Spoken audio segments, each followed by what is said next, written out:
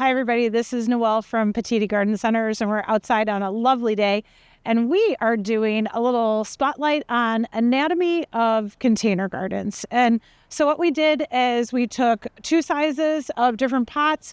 We'll talk about what you need to fill these pots, of course, and then, of course, the plant materials, how you arrange plants, how you pick plants at the garden center, and we'll talk about these combos real quick.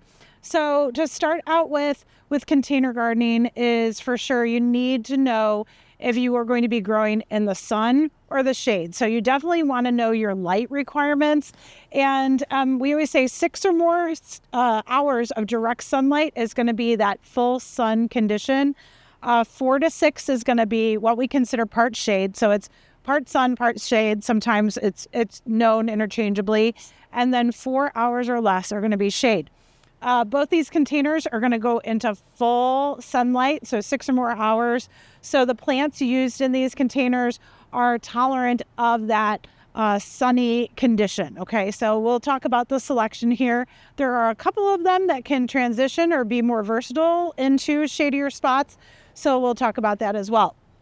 The next thing that I always want you to do with your containers is make sure that they have plenty of drainage. When you are growing outdoors, your containers need to have drainage holes in the bottom, and then also some type of drainage material or space that water can drain out and out through the drainage holes in the bottom of those containers.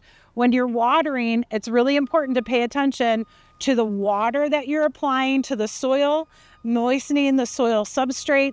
And then you want to see the water move out the bottom of the drainage hole and come out. And when it stops draining, you then want to water one more time, thoroughly moistening the soil and letting it run out. That's a thorough watering for your container. Depending on where it's placed in the full sun, how hot it is in that area, if there's reflective surfaces and things like that, that will determine how often you need to water, and that's going to be different for every condition that you place your container in. Smaller containers will need more water over time or dry out more quickly than larger containers. Obviously, they have smaller soil space, smaller areas where the water will stay, and of course, larger containers will have larger soil space, more areas for the water to stay in. So keep that in mind. Drainage, and then we quickly went over watering, so that's really good too. The other thing that you want to supply, of course, is fertilizer. And so today with our container gardens, because you're watering containers a little bit more often than you water in the soil or in the landscape or for a garden bed, you are probably going to have to apply fertilizer a little bit more regularly or a little bit more often than you would for in the soil, in the ground planting.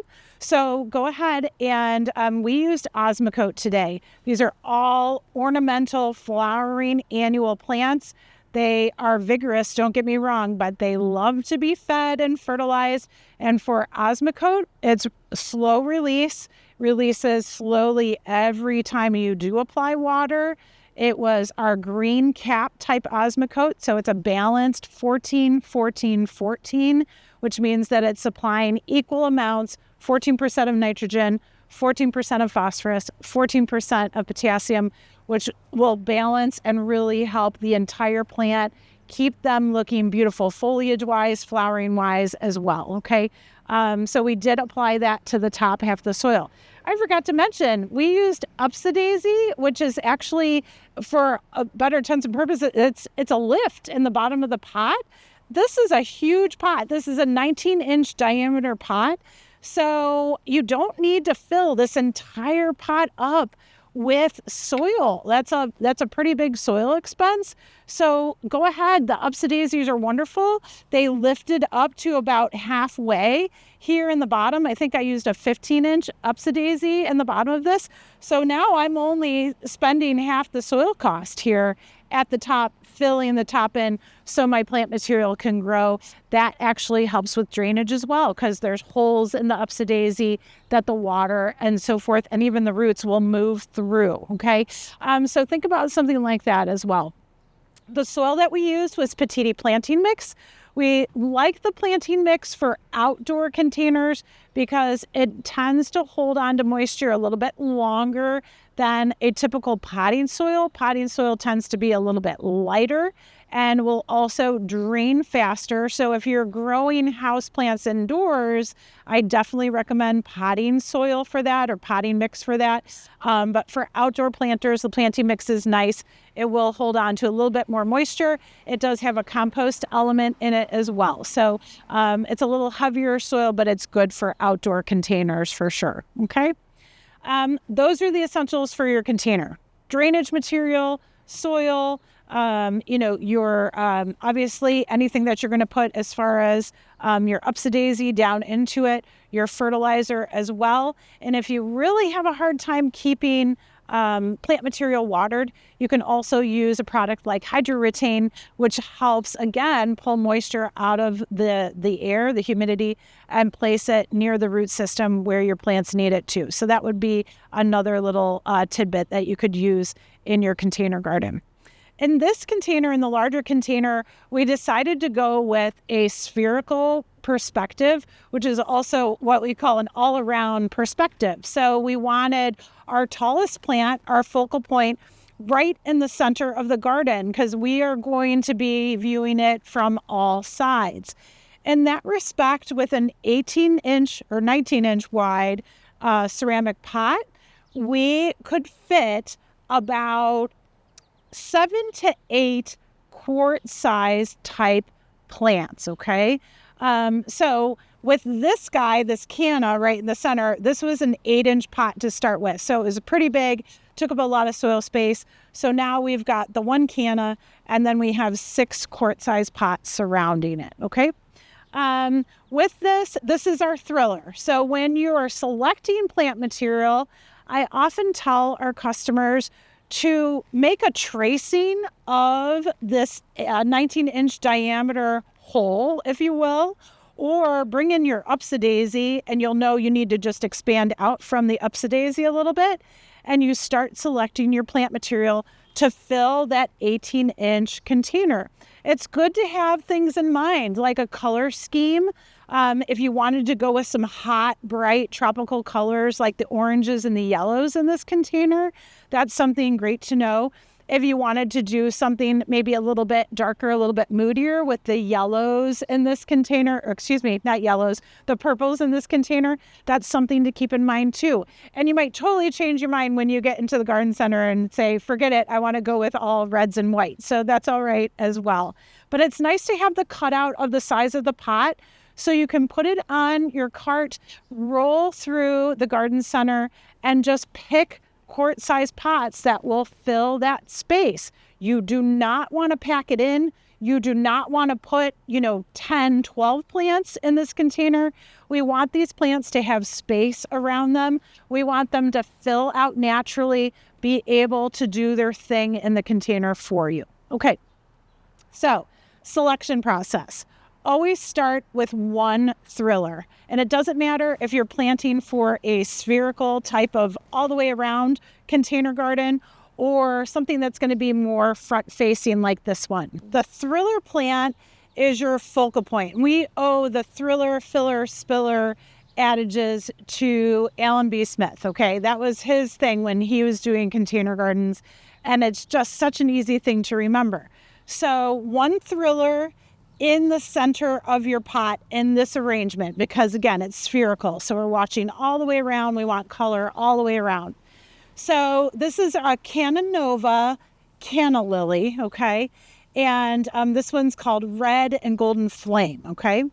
And bicolor lily, it's going to grow up and we're going to get somewhere between 3 to 4 foot out of this lily. So this is going to be our beautiful, bold tropical foliage, wonderful centerpiece. Okay, that's our one thriller. With the spherical design, the next thing that I like to do is pick 3 fillers, okay? And the reason you do that is your fillers are going to make a triangle around your thriller, okay? So in this case, we kind of kept with this hot color scheme We picked 2 compact electric orange New Guinea, they are New Guinean patients. They're sun patients, okay? So the sun patients can go in full sun to full shade. So keep that in mind. They could transition to a shadier garden. And this other beautiful coleus. We love this coleus. This coleus is a proven winner variety. It's called El Brito. And it has those yellows and oranges and burgundies and reds, and it's so pretty. It just really pulls a lot of colors together with this container garden. So those are our 3 fillers in a triangle. The 2 sun patients, the 1 coleus, okay? The next thing that we have is now we have a triangular space for 3 spillers, okay? So in this case, probably our smallest spiller here is Super Bell's Yellow. This is a Calibrachoa. This is from Proven Winners. It's just a bright, beautiful golden yellow, and it's going to fill. It gets a little mounding, and then it will start to trail over as well. So I love that spiller here. This one here, this is a sweet potato vine. So it's an ornamental sweet potato or Ipomea. And this one is called Rusty Red. And so again, we're getting a little bit of that burgundy red color to kind of fill along, but I put it opposite El Brito coleus to kind of carry the color along through the foliage of this planter. Our last spiller's in the back here, and I'm going to roll this around, and let me do it a little gently here. We have a white Diplodenia. And so the Diplodenia is a tropical that could trail if we wanted to. So this is going to be our spiller over here. We selected the white kind of cool down the container a little bit from one vantage point. And we love that the Diplodenia ultimately could also be a thriller if you wanted to, or if you didn't have this canna in here, if you wanted to prop it up on a trellis. It literally could grow up tall and be something that's more thrilling in that container too. Not in this case though. So here you go. You have a large 19-inch container with a thriller, 3 fillers planted in a triangle, and then 3 spillers kind of planted in the triangular spaces around the fillers, okay? So that one works out just gorgeous. Now moving over to this kind of medium size, and I think this size container is a little bit more typical of what you would see out there, on the stair steps in front of the front door, those types of things. And so this is going to be a front-facing container. So all the plant material is really looking at you. You're only going to view it from the front side because there's going to be a doorway or an entryway or what have you, a wall back here, okay?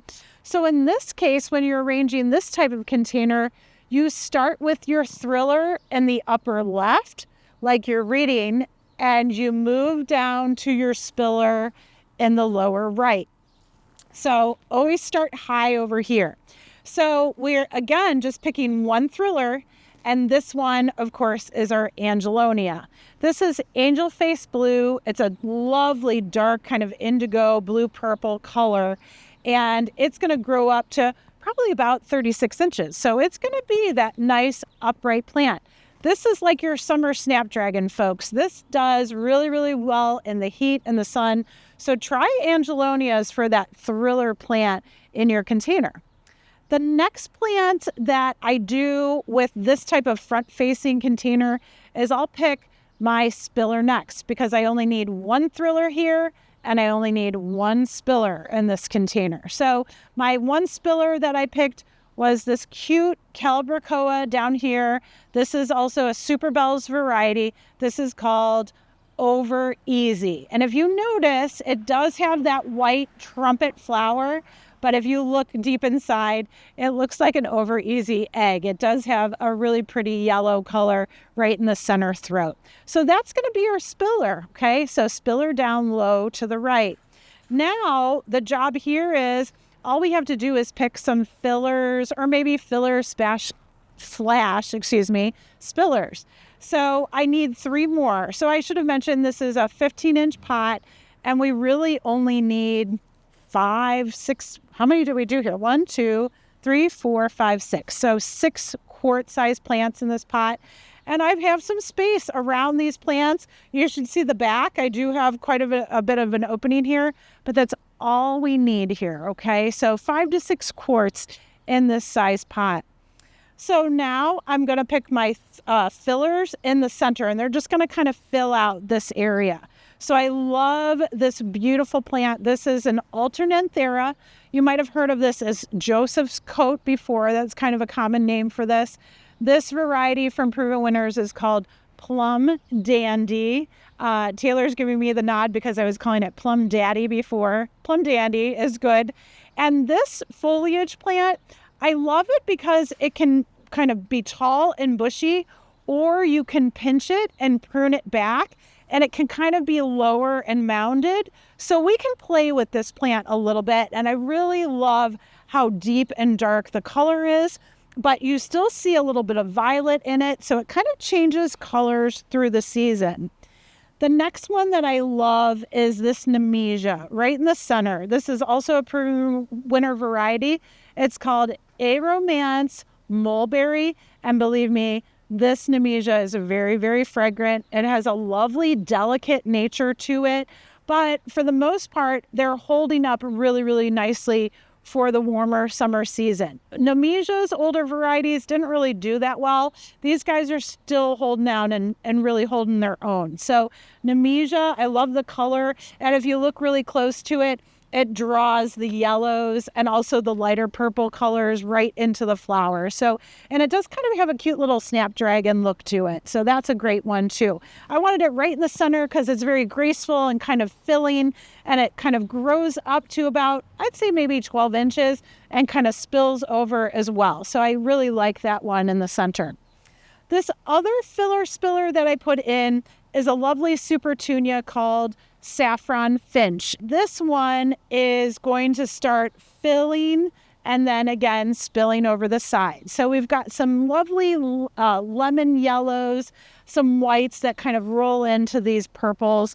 And I really, really enjoy it because these planters are going to go kind of together in a front entrance. And so the yellow and the purples kind of bridge over to these kind of rusty red purples. And I've also got the yellow Calibrachoa in the back here on this one. So they do complement each other. You've got some really hot, beautiful colors, but then the foliage colors kind of run together. So they really look awesome. And I really enjoy the purples and yellows, the purples and oranges, and then spots of white to really highlight and kind of brighten up the area. To wrap up the anatomy of a container garden, just remember, folks, drainage is key always. So your pots need to have drainage holes. You need to make sure that your plants, and when you're watering, are always draining out through those drainage holes. Again, don't fill up your pots all the way with soil. You don't need to do that. You can use like an upside-daisy or some drainage material, so you're taking up some of that soil space, so you're spending less on soil ultimately, okay?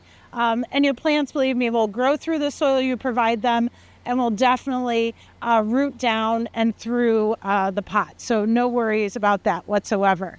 Make sure that you're feeding your plants using planting mix. If you're growing, obviously your container garden is outside. It will provide you with a little bit more moisture. Hold on to that moisture a little bit longer for you. Have a compost element.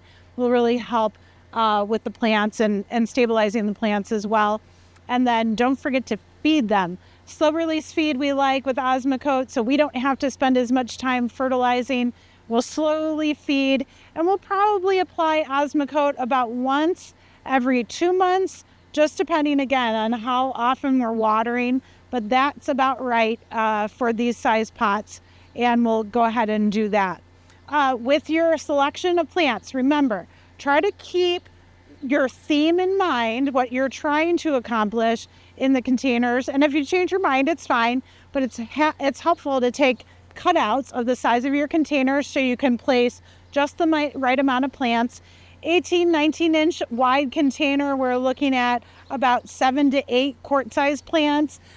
With this 15, we have 6 in here. We could probably go with 5 to 6, right around there, for this size. And then just remember, when you come in, just depending on how you're going to arrange the plant material, going with a spherical design, try to start with one thriller, only pick one for the pot, but then a spherical design, you kind of want to have an even amount of fillers and spillers, okay? Kind of a triangle pattern around the plant. With a front-facing design, you really just need one thriller, one spiller, and about 3 fillers through the center, and you're ready to go. Okay, enjoy.